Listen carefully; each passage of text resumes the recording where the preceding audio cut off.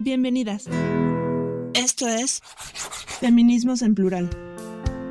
Bienvenidas, bienvenidos, bienvenides a este especial sobre el Pride, sobre el orgullo, sobre la comunidad LGBT+. Y el día de hoy estoy súper feliz porque, bueno, vamos a ser honestas, yo soy experta, pero pues necesitamos hablar de este tema. Así que estoy súper honrada de tener una gran amiga el día de hoy que va a platicar con nosotros sobre estos temas. La socióloga Fernanda Gómez Herrera, que es experta en temas de disidencia sexual, en temas de la comunidad trans. Ella es una mujer lesbiana. Y no, hombre, pues muchísimas gracias por tenerte aquí. De verdad, muchísimas gracias por estos minutos que nos regalas. No, muchísimas gracias a ti, Lili, por la invitación. Gracias por el espacio, sobre todo, por abrir estos canales de comunicación y pues por ampliar las discusiones. Muchas gracias. No, pues muchísimas gracias por estar aquí. Y bueno, vamos a empezar a platicar. Porque, vamos a ser honestos, entrarle al tema es complejo. Es muy difícil entrar al tema pues de la comunidad, y hay una parte ahí que pareciera de repente que cuando nosotros nos asomamos a ver qué es lo que está pasando en el Pride o en este mes del orgullo, de repente pareciera que todos son hombres gays. Ya. Y yo quisiera que nos platiques, bueno, ¿qué más hay detrás de las otras siglas que están en este acrónimo? ¿Cuáles siglas existen? ¿Qué es lo que está pasando ahí? ¿Y por qué está el foco solamente en los hombres homosexuales? ¿Y qué pasa con el resto de la comunidad? Claro que sí. Pues mira, vamos a recapitular un poco para tratar de entender por qué estamos en esta situación, ¿no? Lo cierto es que, como tú comentas, sí hay un predominio de visibilidad, ¿no? De experiencias de hombres cis gay respecto al resto del acrónimo, ¿no? Respecto, digamos, a las demás letras. Primeramente, el origen del Pride tiene un... O sea, tenemos que contextualizarlo en, pues, iniciada la segunda mitad del siglo XX, ¿no? Lo podemos específicamente contextualizar en la ciudad de San Francisco, en Estados Unidos, y su origen, contrario a lo que, digamos, hoy predomina, pues tiene que ver con esas poblaciones mucho más señaladas, ¿no? Específicamente el de las mujeres trans, ¿no? Y mujeres no solo trans, sino mujeres trans trabajadoras sexuales, en sumo. Podemos explicarlo a partir de un evento muy particular que se dio en 1969, conocido como la Rebelión de Stonewall. ¿Qué pasó acá? Ya para la época, en los años 60, claro, sabemos la homosexualidad, la transexualidad, la bisexualidad, la homosexualidad, etcétera, el lesbianismo, pues han existido siempre, ¿no? No son algo de surgimiento reciente, pero eran perseguidos políticamente y socialmente, ¿no? Sobre todo por atentar a la moral, ¿no? A la moral cristiana, digamos. Entonces, en ese momento, pues había espacios lúdicos, sobre todo de encuentro para la población que para entonces sería conocida como gay. O sea, esta categoría se emplearía para hablar de todas las expresiones genéricas, sexuales, etcétera, etcétera. Quedarían dentro de esa categoría gay. Esto a la larga se explicará por qué, digamos, la presencia más relevante o significativa en el movimiento y la visibilidad sea para los que se quedaron con ese concepto, que son los hombres cuya relación sexoafectiva se configura con otros varones, ¿no? Pero ese, digamos, era el concepto que se usaba para definir todo lo que no era heterosexual, normativo, etc. Entonces, para 1969, estos espacios de encuentro que ya te comentaba, pues obviamente se encontraban, digamos, en el marco de la ilegalidad. Casi siempre cambiaba el espacio, ¿no? Podía ser hoy, no sé, en un restaurante, mañana en un bar, porque, pues, por supuesto que había redadas policíacas. Sin embargo, en 1969 se desatan una serie de manifestaciones y protestas conocidas como la Rebelión de Stonewall, porque intentan realizar una vez más una redada policíaca, pero dos mujeres trans, una mujer trans latina y una mujer trans negra, Marsha P. Johnson y Silvia Rivera se levantan y dicen, no, esto ya no va más. No estamos haciendo nada, no merecemos este trato. Luego, entonces, pues nada, se le ponen enfrente a la policía y a partir de entonces surge un movimiento pues mucho más político de unidad de la población que, otra vez, repito, para ese momento se va a considerar como gay, ¿no?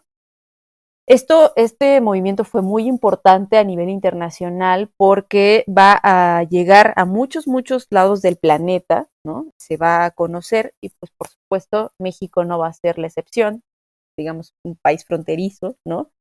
Con los Estados Unidos, pero nuestro país iniciará especialmente 10 años más tarde. Como respuesta, digamos, la primera organización que se va a dar acá va a ser en 1978, 10 años después de la matanza de Tlatelolco.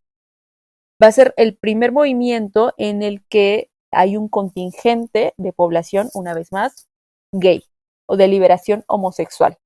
Es muy importante decir que nuestros movimientos surgen con una impronta política muy específica, ¿no? Una posición política de izquierda, que un poco, digamos, también con los años se ha ido perdiendo. Pero, ¿qué pasa?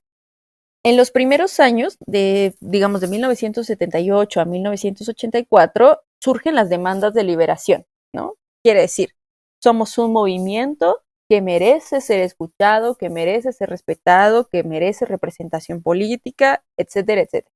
Es un movimiento ultra politizado. Esto va a ser los primeros, pues, digamos, 10, 9 años. A partir de 1984 y pues digamos por ahí de 1997, el movimiento va a tener una especie de proceso de introspección, se va a fragmentar mucho y se va a dividir. ¿Por qué? Digamos, a partir de pues, la lamentable pandemia o epidemia por VIH, la comunidad gay todavía va a ser muy señalada porque pues se le va a asociar directamente con el virus de inmunodeficiencia. ¿Qué quiere decir esto? Bueno, tenemos un proceso de pérdida de identidad colectiva y pues ahora sí hay un predominio y un señalamiento muy, muy, muy particular sobre la identidad gay. Afortunadamente, digamos, este estigma que se construye respecto a la identidad gay se va a ir perdiendo poco a poco y para, digamos, finales de los años 90 y el inicio de, digamos, de los 2000, del siglo XXI, viene el movimiento de la diversidad sexual, ¿no? Es un movimiento que va a ser de alguna manera mucho más cómodo porque va a perder ese dejo político, esas características pues un poco contrarias al sistema. Entonces se va a crear un discurso que le acomoda al resto de la población. Ahora, este discurso va a venir acompañado con esta división en acrónimos. Sin embargo, pues como hay una trayectoria de muchos años detrás del acrónimo, digamos, perdón, del concepto gay, es lo que va a imperar, ¿no? Como, bueno, sí es incluso el nombre, ¿no? No se conoce como la marcha LGBT más, ¿no? Se conoce como la marcha gay. Todo esto, digamos, tiene que ver con esta presencia política del movimiento de liberación homosexual. Entonces, digamos, esa podría ser como la primera explicación para entender por qué hay un predominio de lo gay respecto a las demás letras. Y bueno, sobre todo también porque, sobre todo, por ejemplo, pensemos en las lesbianas, en bisexuales, en la población trans, comenzó a evidenciar que tenía otro tipo de necesidades, de preocupaciones y de condiciones que iban mucho más allá de establecer una relación amorosa con una persona, ¿no? ¿A qué me refiero? Las lesbianas, por ejemplo, comenzaron a separarse de los hombres homosexuales porque reconocieron que sus condiciones de vida eran distintas, esto por ser mujeres, ¿no? Claro. Su experiencia como mujeres homosexuales era distinta de la de los varones. Entonces, comienzan a darse desde muy temprano en el movimiento, insisto otra vez por acá de los años 70, estas divisiones, ¿no? Como, bueno, claro, somos también homosexuales, pero no vivimos la homosexualidad de la misma manera. Esto vino a profundizar las divisiones. Y como la mayoría de los hombres cis gay pues buscaban sobre todo relacionarse de forma respetuosa, ¿no?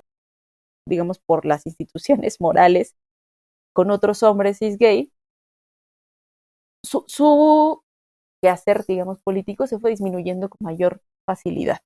Entonces, digamos, esto podría ser una primera explicación para entender cómo surge el orgullo a nivel mundial y cómo surge el orgullo en nuestro país y por qué poco a poco se va perdiendo esta pues presencia política y de alguna manera, claro, hay que decirlo, el tema de la diversidad sexual, al generar tantos espacios con el paso de los años, le fue muy cómodo para a muchas empresas. Se dieron cuenta que tenían que adaptarse.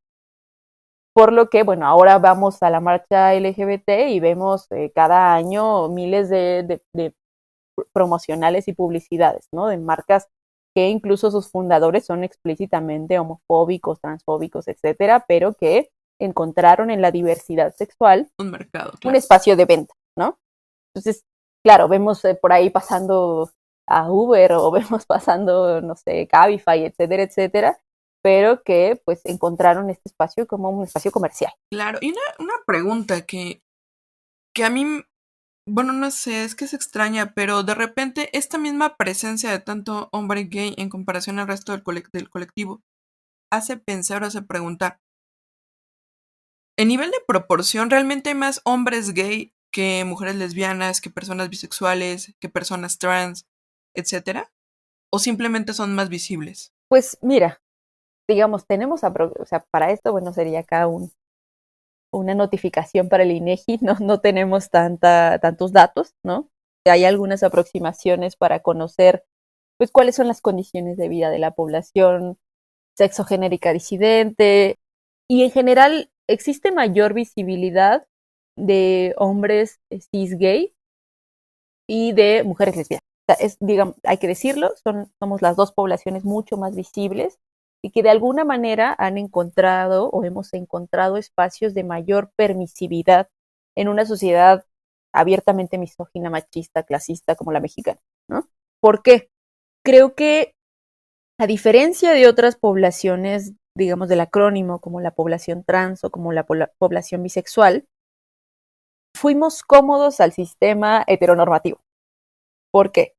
Porque no ponemos en jaque de manera muy evidente o abierta las instituciones del Estado, como por ejemplo el matrimonio, ¿no?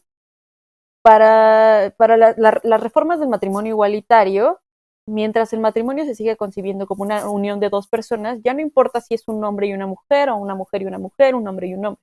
El punto es que de alguna manera estamos cómodos con la institución, mientras que digamos, la representación de las personas trans, por ejemplo, incomoda a las instituciones morales, sociales, ¿no? Por ejemplo, instituciones clásicas de la distribución genérica, ¿no? De los roles de género. Y pues nuestra presencia, digamos, se acomodó con mayor facilidad.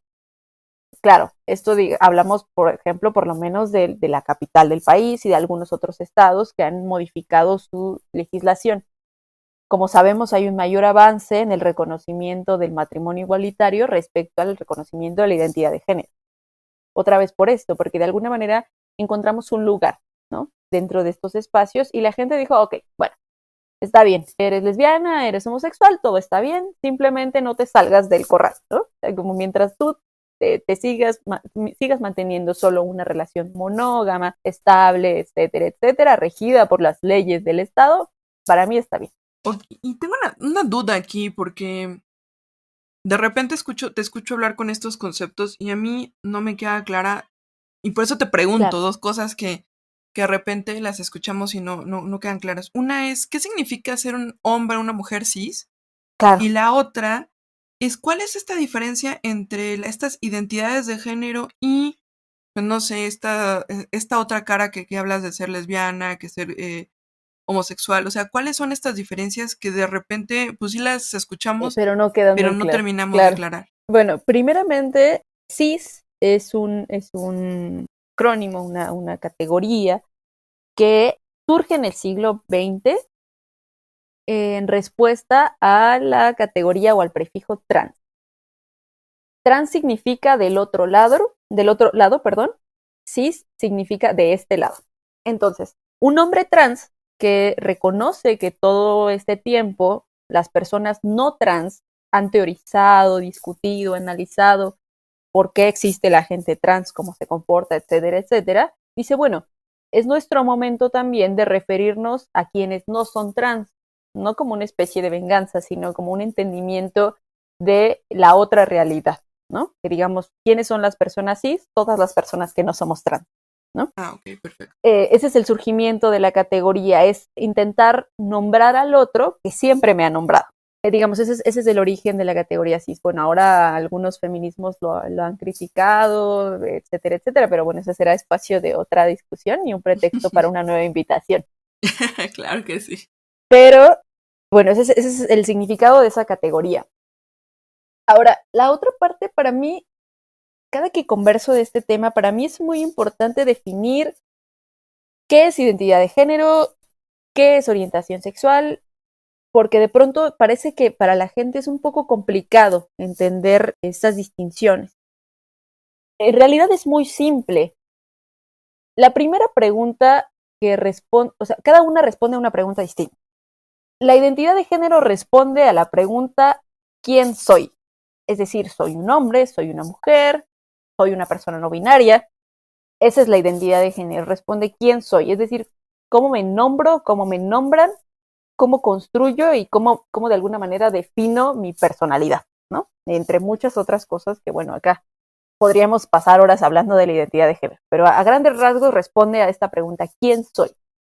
La orientación sexual, en cambio, responde a quiénes o qué me gusta, quiénes me gustan, ¿no? Por ejemplo, la orientación sexual, mi orientación sexual responde a quiénes me gustan las mujeres. Luego entonces soy una mujer lesbiana, porque esa es mi orientación sexual. La identidad de género, en mi caso, sería, bueno, ¿quién soy? Soy una mujer cis. Entonces, digamos, esa es la gran distinción. Claro, hay otras categorías como la expresión genérica, etcétera, etcétera, ¿no? Pero lo más importante, digamos, son estas distinciones entre, bueno, una responde a quién soy, la otra quiénes me gustan.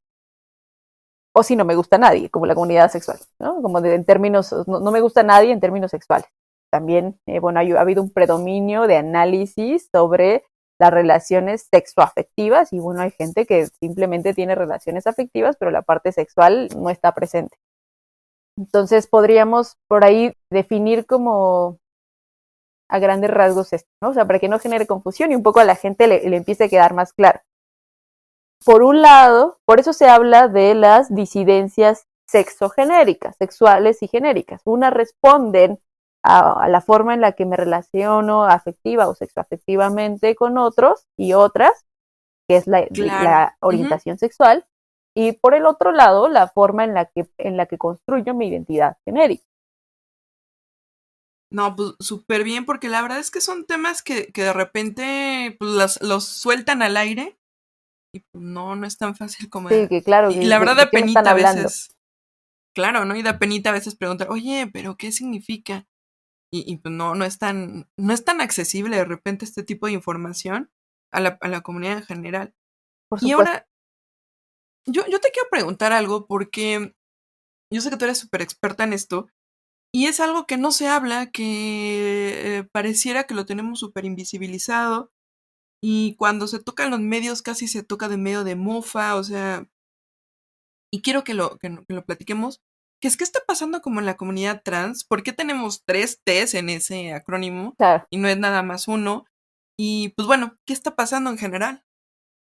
Bueno, pues el tema de la comunidad trans ha sido, pues, tratado en la academia, tratado en los medios, como bien dices, en los medios sobre todo ha tenido una representación caricaturesca, hipersexualizada, hiperestereotipada, pero bueno, la población trans, bueno, de entrada hay que empezar con esto, en nuestro país vive en condiciones de extrema precariedad económica, laboral, política, social, en la mayoría de los casos, porque, bueno, México es el segundo país a nivel mundial con crímenes de transfobia y homofobia y las principales víctimas son mujeres trans. ¿No? Los números son alarmantes. Hay algunos mapeos a nivel internacional que han hecho organizaciones de la sociedad civil para peritar cuáles son las condiciones de vida de la población trans en el planeta. Y bueno, México es uno de los países que en el mapa aparece en color negro, que es uno de los países más inseguros para vivir como persona trans. De entrada hay que comenzar con eso. Ahora, la población trans también ha sido muy señalada porque comúnmente la gente confunde a las personas trans con otras personas con orientaciones sexuales disidentes. No saben cómo encasillarlas, creen que se trata de una orientación sexual y no de su identidad de género, etcétera, etcétera. ¿Qué se puede decir también al respecto?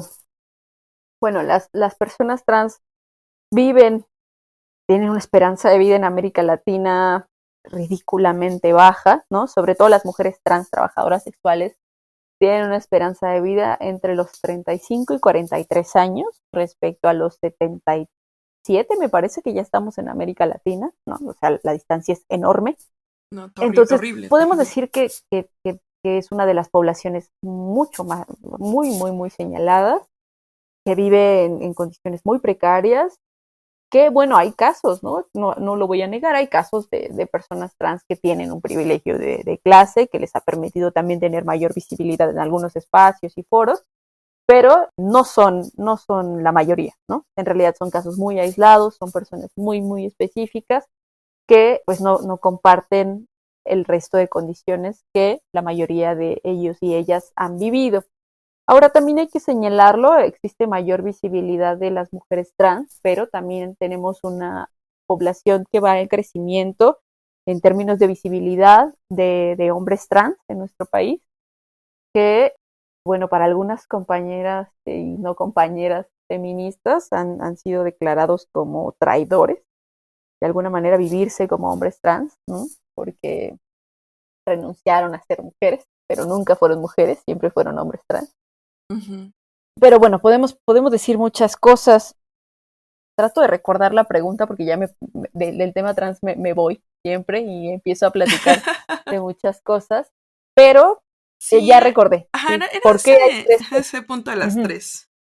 Bueno, las tres T's responden primeramente bueno, cada una tiene una representación distinta.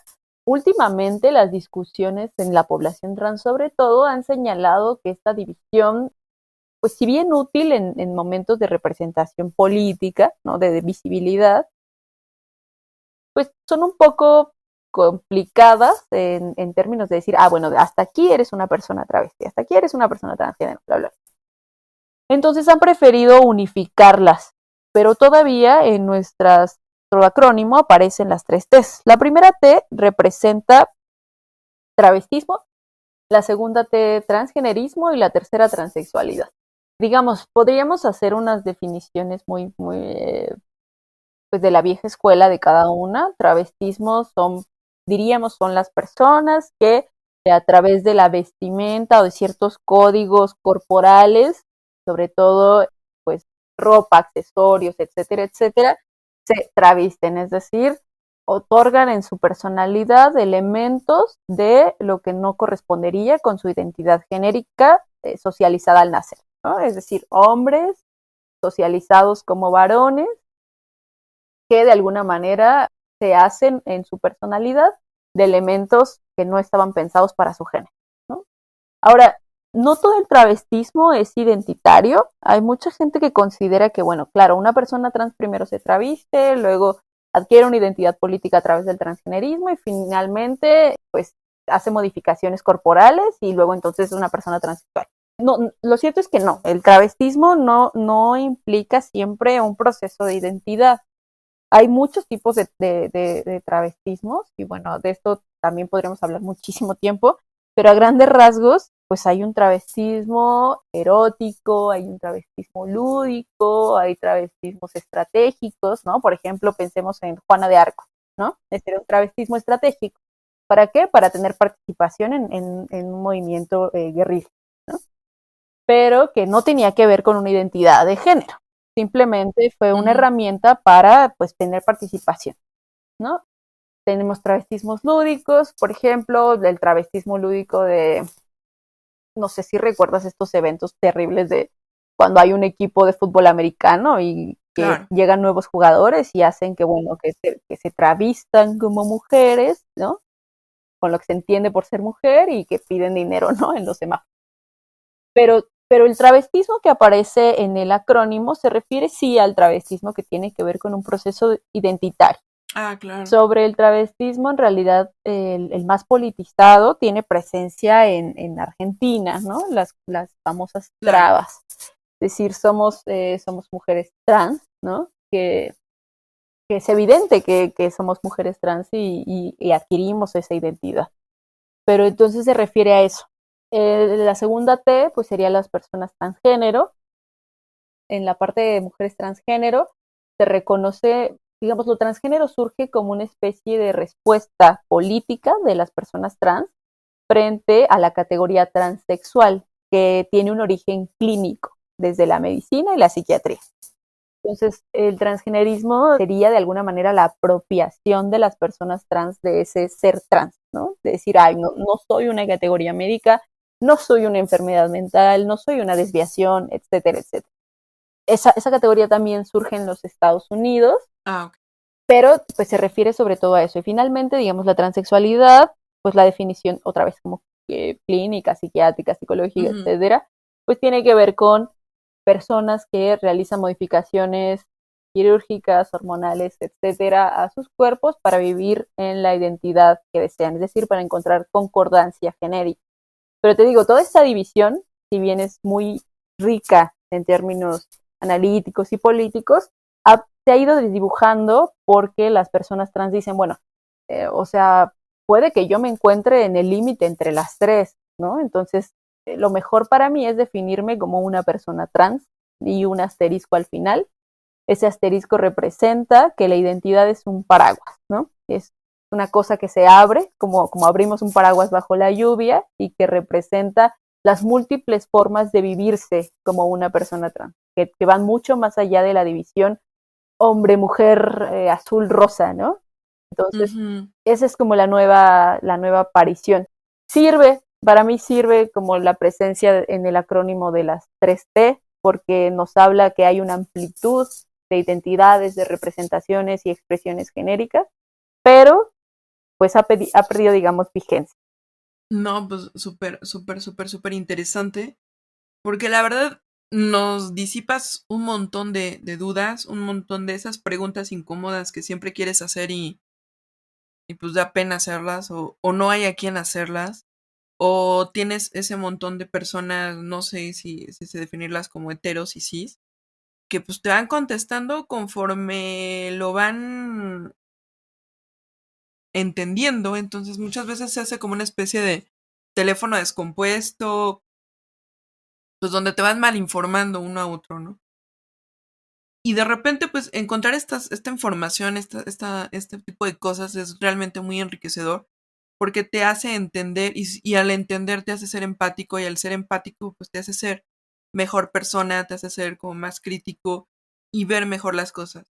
Y bueno, yo te quiero agradecer enormemente tus palabras No, al contrario, muchas gracias. Muchas gracias a ti. y pues bueno, no sé si te quieras cerrar con algo, comentar algo. Pues nada, invitarlas, invitarlos, invitarles siempre a preguntar, ¿no? A informarse, que digamos hay que reconocerlo, hay avances, ¿no? Hay avances, ya no estamos en los años 60, 70 del siglo pasado, pero todavía falta mucho y por eso seguimos saliendo, por eso seguimos marchando en estos tiempos a la distancia por la pandemia, pero seguimos. Y pues nada, la lucha sigue hasta que vivamos como merecemos vivir. Por supuesto que sí. Y yo te agradezco de verdad muchísimo. Pues bueno, muchas Y gracias. pues bueno, yo me quedo precisamente con esta situación en la cual tenemos que salir a las calles. Todavía nos falta una enorme lucha por entender que todos somos humanos, que los feminismos encuentran una alianza estratégica y es, de hecho, para mí ni siquiera es una Por alianza, supuesto. sino es una extensión del mismo movimiento. en todas estas disidencias y tenemos que verlo así, tenemos que ver también en la parte estratégica de encontrarnos y de aprender a hacer un frente común hacia estas ideas heteropatriarcales. Y no, hombre, pues te agradezco muchísimo y pues yo les agradezco a todos por escucharnos. Esto fue Feminismos en Plural. Muchísimas gracias. Gracias por escucharnos. Hasta la próxima semana. Síguenos en nuestras redes sociales, Facebook, Twitter, YouTube e Instagram.